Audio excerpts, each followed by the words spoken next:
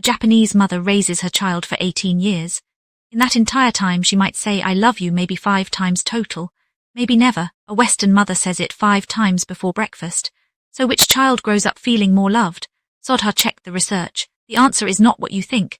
And it comes down to one thing Japanese parents do instead of words, something so small you've probably never noticed it.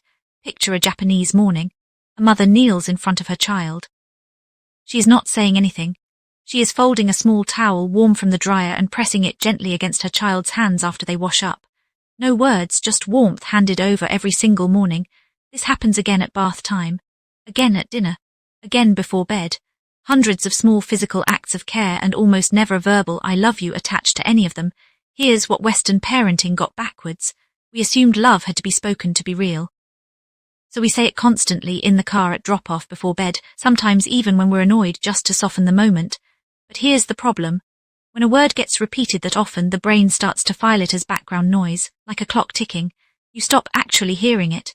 Japanese parents never let I love you become background noise because they almost never say it at all. Instead, they built something that cannot become background noise. Touch, warmth, consistency.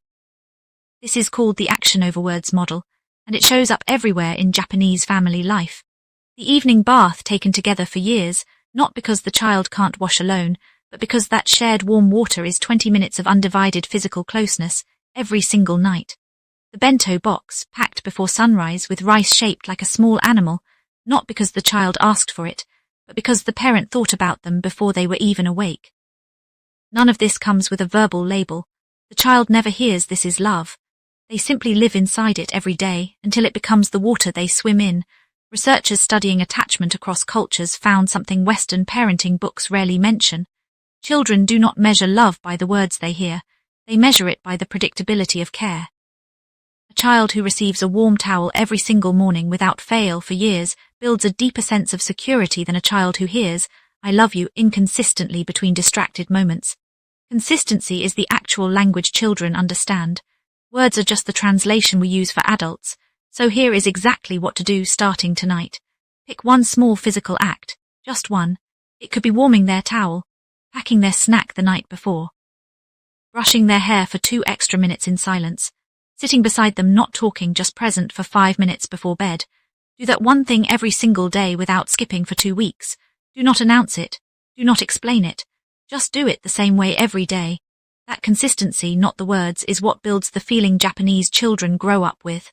One repeated act of care is worth more than 100 repeated sentences. Here's why this works on a biological level. Predictable physical touch and care regulate a child's cortisol levels far more effectively than verbal reassurance alone. A hug given consistently lowers stress hormones measurably. A sentence said inconsistently does almost nothing chemically. The body responds to pattern, not vocabulary. Japan built an entire parenting culture around this fact, generations before anyone had the research to explain why it worked. This does not mean stop saying I love you.